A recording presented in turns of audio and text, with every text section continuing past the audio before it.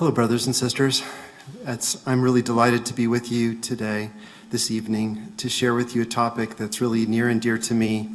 I work with Family Search, looking for records all around the world, and I get to share some of the things that we've seen as we've visited with people in various countries. I'm going to give you a whirlwind tour of a few countries, just to share the joy of seeing families connecting with each other and with their generations gone past. I have visited these countries in my travels for Family Search. I know it's kind of small print, but countries in many continents around the world. And I usually go there all excited about what archives we're going to visit, what libraries we're going to be visiting, what we're going to see in people's homes. But what I come away with, more than anything, is just a love for the people. People of all sorts of cultures and faiths and upbringings. And that's really the biggest thing that I've experienced as I've traveled around the world. So let's go into some of these countries. Iceland. They're doing some pretty fun things with family history in Iceland. Reykjavik is the center of culture. And the first thing we do, of course, is go to the National Archives. And we find a missionary couple there with a camera taking pictures of old books that are connecting the generations back through time.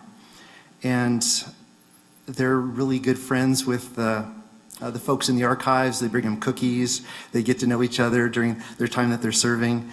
And the exciting thing for this couple who was serving when I was there was the sister had Icelandic ancestry. A whole lot of people migrated from Iceland to Spanish Fork. And so there's a lot of connections between Iceland and Utah. One of the highlights of the trip was when we visited a company called Decode Genetics. These folks have built the family tree of Iceland. They started with Lutheran parish registers that were indexed by us decades ago, and then they added in census records and all sorts of other records, and were able to identify about 95% of all people who've lived in Iceland from 1700 forward, and a whole lot more back to 874 AD when the settlement was established. And anyone in Iceland, or a sister missionary who's got an ID card when she comes to Iceland, can plug in and look at their family tree and see all the lines going back, see the stories about each of the ancestors on this website. So we met with Decode Genetics to learn how they did this. And I said, what computer algorithms did you use to build these family trees? And they said, well, we put 20 genealogists in a room and didn't let them go till they were done. I was with the chief scientist here, and he gave us a tour of their lab. They don't just do a genealogy tree, they do a genetic tree. So half the population has been tested for their DNA, and they connect everybody in a genetic tree as well. And they're working on discoveries to cure diseases for the people in their population. Just wonderful work. Now we're going to shift gears and go to Iraq.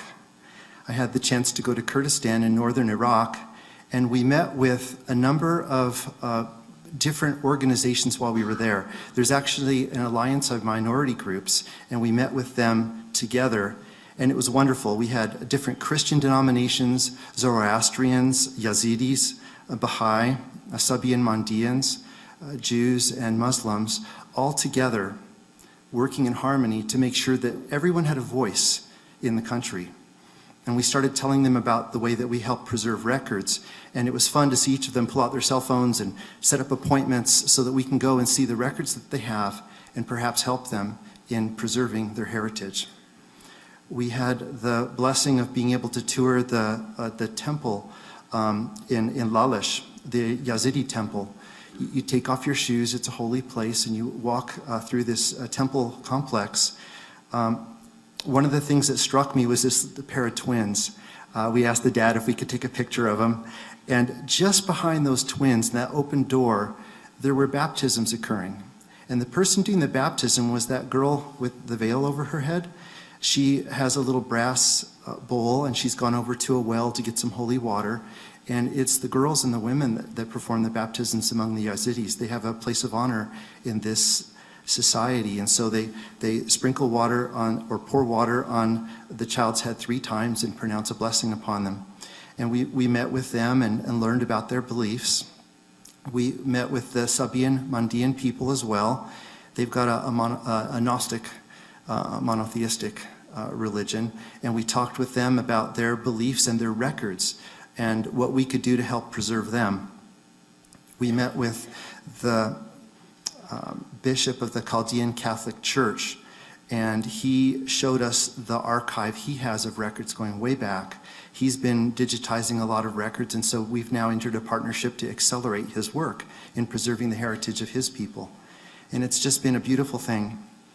And as I saw all of these different faiths working together, a passage from the Quran came to mind. I'll read it to you. It's in Surah Al-Baqarah, and it says, "The Muslim believers, the Jews, the Christians, and the Sabians, all those who believe in God and the last day and do good, will have their rewards with the Lord." And I think it's just wonderful to accentuate the connections that we have, the similarities that we share, and to help each other. And that's what I got to see in Iraq with all of these groups working together. In Ghana, we've been doing something that's now spread to 20 countries in sub-Saharan Africa, and that's doing oral genealogy interviews. That's the real record in so many countries in Africa. A genealogy that's been passed along through the generations. It doesn't have to be rebuilt and rediscovered. It's just there, being passed along orally through the generations. We went to Asin Manso, which is actually on the old slave trail, and there's a park here that is memorializing the people that helped to abolish slavery. And we went to this wonderful memorial park to interview tribal leaders and to learn of their oral genealogies. And we've gone to many villages across Ghana. We've actually completed this work across all of rural Ghana. Some of the villages we go to were met with great ceremony. And I want to just play for you a brief video to show a conversation we had. It would be in Twi, as we're talking with the chief and the other leaders of one of these Ashanti villages.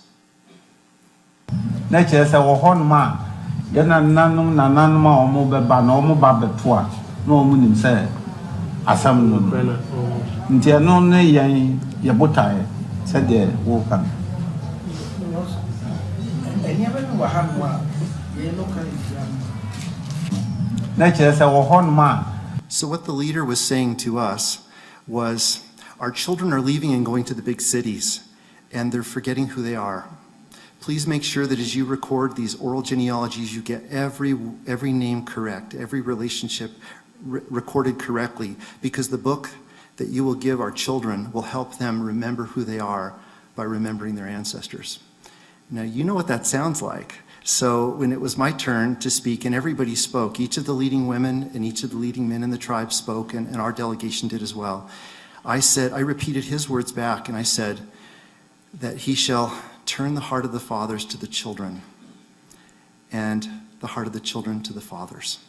And that's what we're about.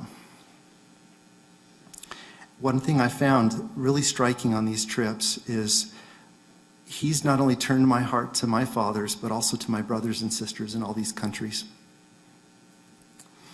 So one of the countries that's really dear to me is Poland, where my grandmother was born. This is the church where her family came from, in Wojtowa, in Małopolski. And this is the little old bell tower in the 13th century church. Just off to the next side is the priest's home, and just past his home is the church where they usually hold their worship services. So I was there not just for family search, but to learn about my grandma.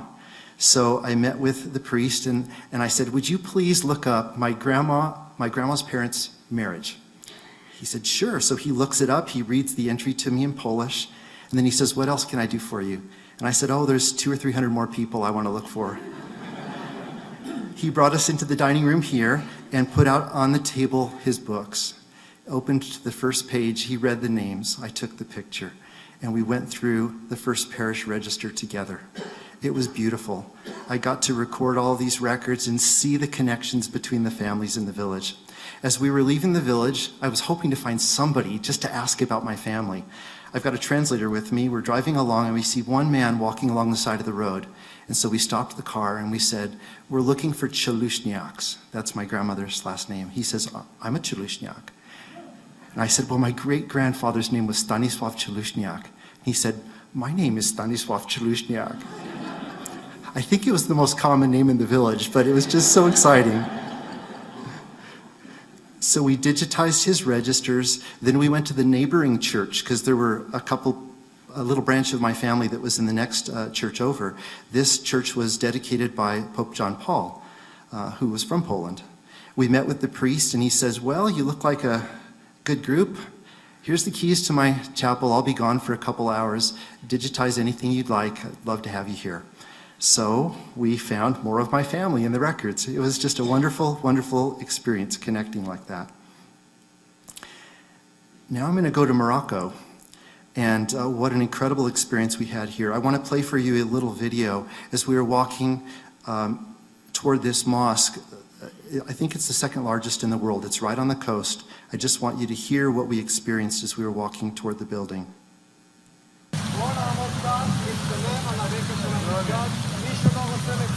أشهد أن لا إله إلا الله أشهد أن لا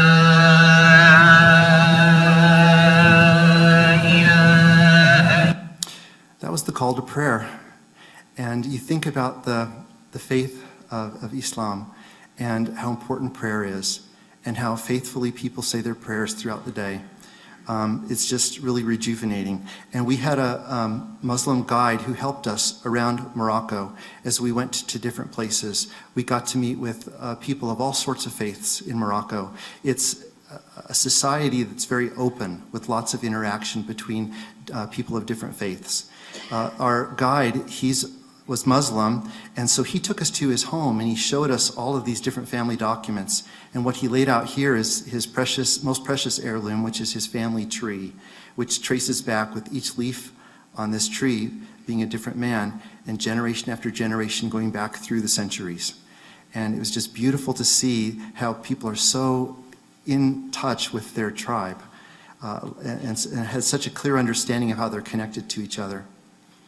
We met with the Archbishop of Rabat, who's also over some other countries in the area, and I'm with our field relations manager from Spain. It's interesting, Cardinal Cristobal, he's from Badalona, near Barcelona, and that's where I serve my mission.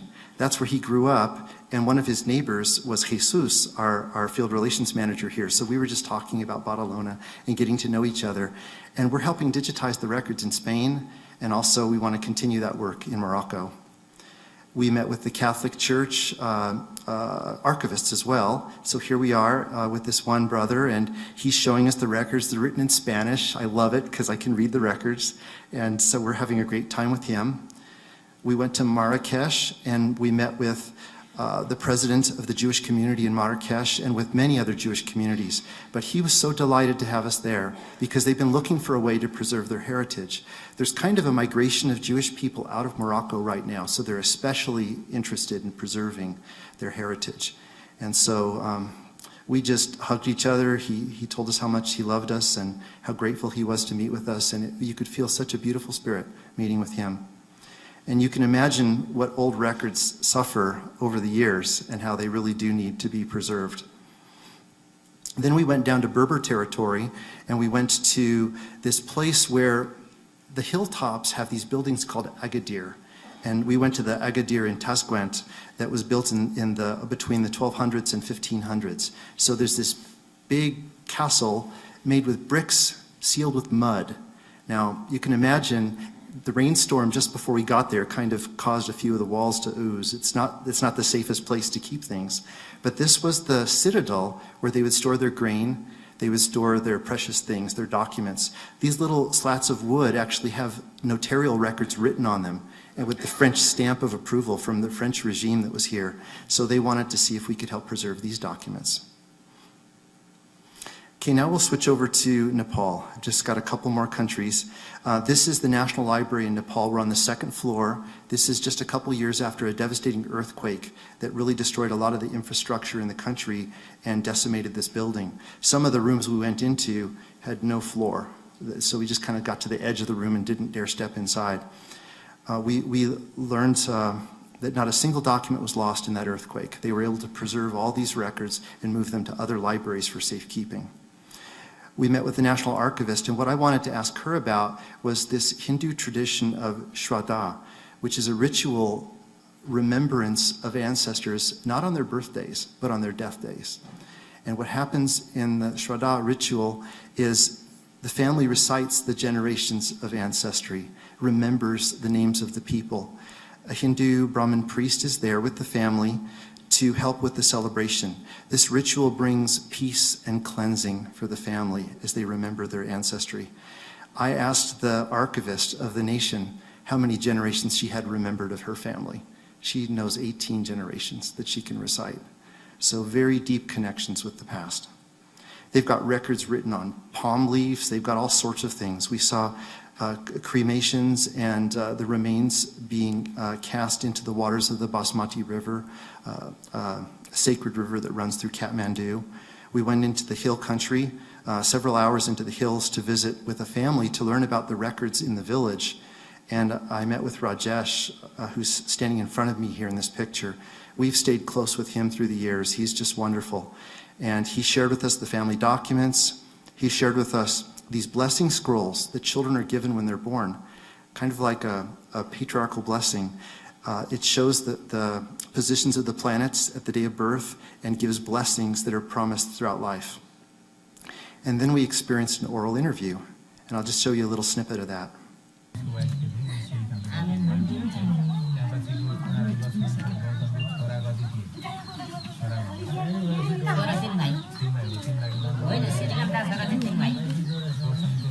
So they're interviewing Grandma.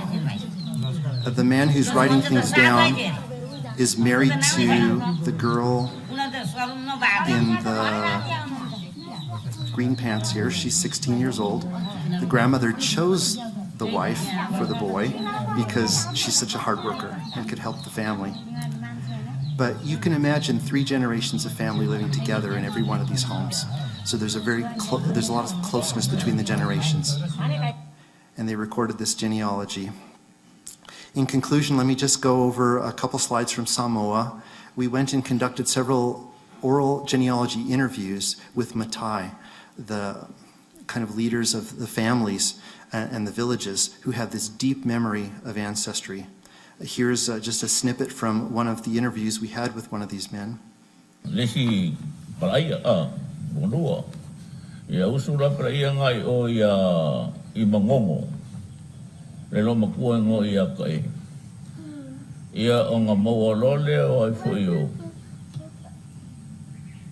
As we met with these men and women, one of them said something I thought was so profound. He said the most important thing for children to understand is their family connections. The knowledge of history is their treasure, not gold and silver, but genealogy. And as we were going through the genealogy with one of these families, I was so excited because one of the families in their recitation, she had notes, so she'd written down what she was reciting to us. And I saw the name Uremia. And the Uremias in our ward are connected with Samoa, and she had named Daryl's grandfather here in her genealogy. So we asked her, where can we learn more about the family? She told us about a family on another island in Samoa, so we made sure we interviewed the lady over there too, and she had more to share with us. There's a connectedness across the villages and even over to Utah with the Uremia family. And we're all connected. We're all brothers and sisters. I just love the things I've learned, the things I've experienced as I've visited these different cultures and with different people. And I want to share with you how much God loves each of you and how he loves all the people on the earth. And I say this in the name of Jesus Christ. Amen.